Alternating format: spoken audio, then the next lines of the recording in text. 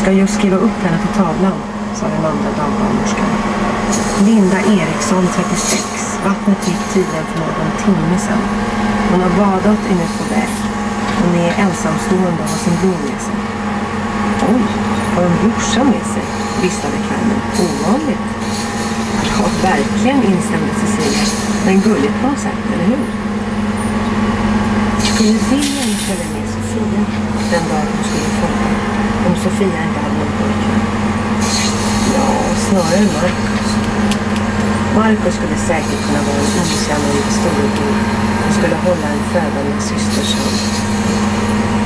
Sen är det mamman på 12:an. Hon har fått epidural och vila just nu. Hon har haft väldigt ont.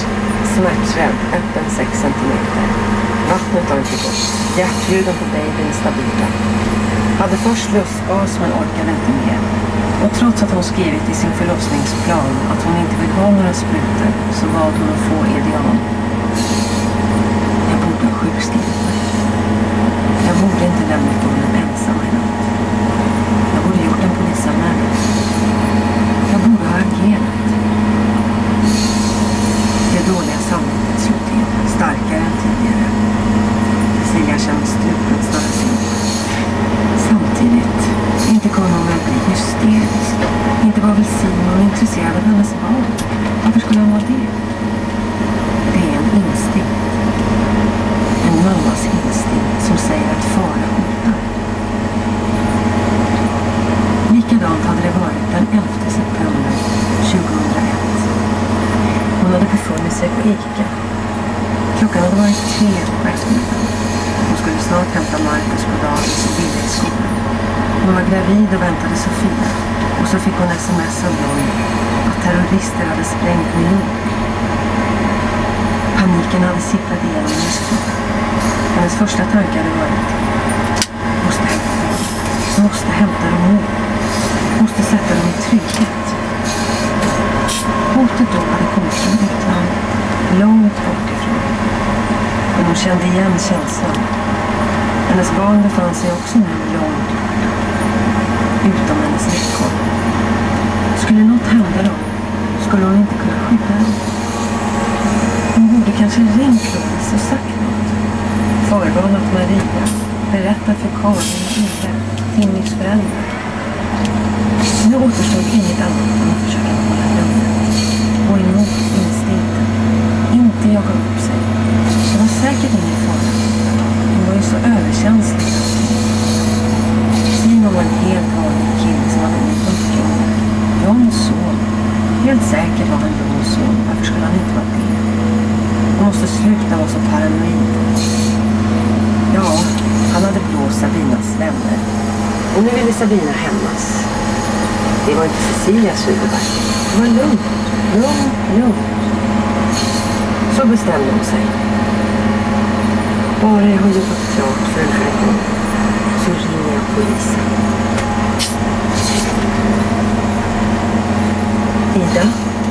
Ida, du måste slappna av lite grann.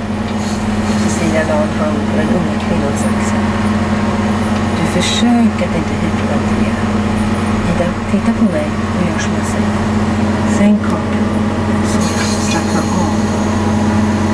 Hon hade varit inne i minst 3 kvart hos det födande. Den blivande mamman var inte lätt att få kontakt med. Pappan, som hade presenterat sig som Leffe, kändes ännu mer frånvarande. Hans mobil gav ifrån sig surrande ljud och för varje nytt sms föreföll han allt släppigare. Vad var det med alla dessa ljuden med deras mobil? Hon fick säga ifrån i varenda förlossning. Männens mobiler tycktes ha blivit en förlängning av deras väsen. Det vore kanske en bra idé om du stängde av din telefon, påpekade Cecilia. Och hoppades att hon inte lät allt för skolfröken. Ibland hade den mästrande tonen motsatt effekt. Folk som skulle bli föräldrar betedde sig oförutsägbart. En del blev ansvarstagande och mognade på några timmar. Andra förvandlades istället till det sämre. Blev barnsliga och egotrippade av män. Särskilt män. Hon hade sett så många märkliga manliga metamorfoser under sina år som barnmorska. En del fäder växte och förmanligades. visade sitt rätta jag bakom den prydliga kostymfasaden. Och chefsansiktet lurade en feg stackare som helst ville springa och gömma sig under sin egen mammas kjolar.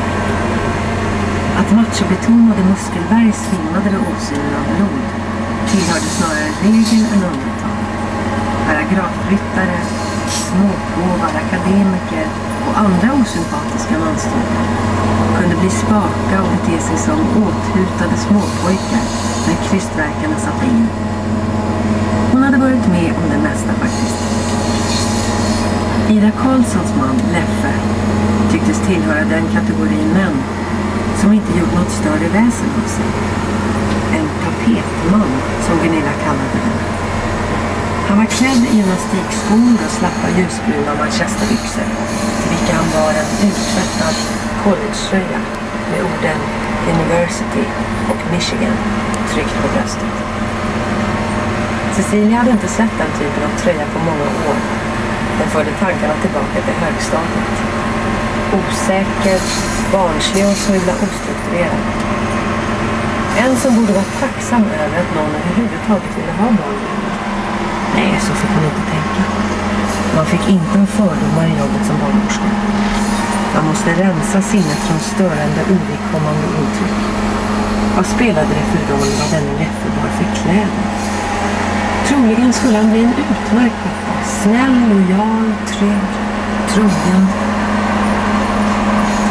Jag måste ha något att dricka, sa Leffe, märkbart nervöst.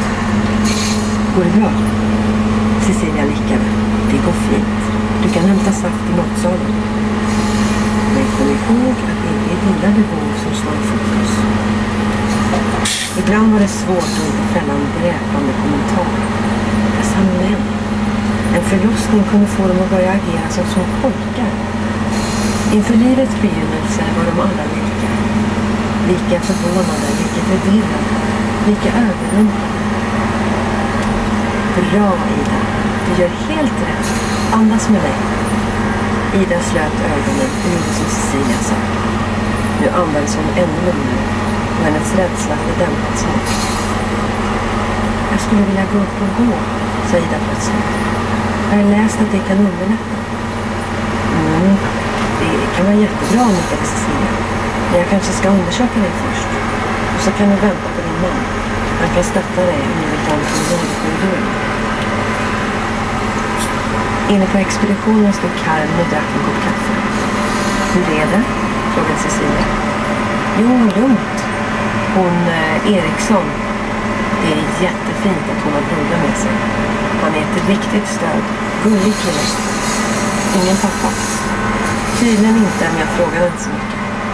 Nej, hon frågade inte så mycket. Inte om sådana saker i alla fall. Relationer och känslor. Hon ville röra på sig det första barnet. Hon verkade full koll, fortsatte Carmen. Jag sa att de kunde ta en promenad på TV-rummet och hon hann inte slutföra meningen. Carmens röst dränktes i ett utdraget skrik. Ett skrik av panik och ilska. Men vad i hela friden? De båda barnmorskorna rusade ut från den inglasade expeditionen. Synen de mötte fick dem att tvärstanna. Det var Linda Eriksson som hade skrikit. Nu tog hon droppställningen som var fäst i ena handen, ryckte loss den och kastade sig in i Leffe, som hade kommit gående med armen mot Ida Karlsson. Nu ryggade paret förskräckt tillbaka. Din jävel, skrek Linda Eriksson, uppenbart riktad mot Leffe. Ditt jävla svin, hur fan kunde du? Ditt jävla... Plötsligt fick hon vad som såg ut att vara en kraftig verk och gick sig dubbelt mitt i en mening. Kom, sa Leffe snabbt till Ida. Vi går tillbaka till rummet. Det är inte klokt att bli anfallen här. Linda Erikssons bror stöttade sin syster medan hon väste mellan sammanbitna tänder med tårar som sprutade ur ögonen. Det är han. Han, hur fan? Ida Karlsson rörde sig inte i fläcken. Vad är det om?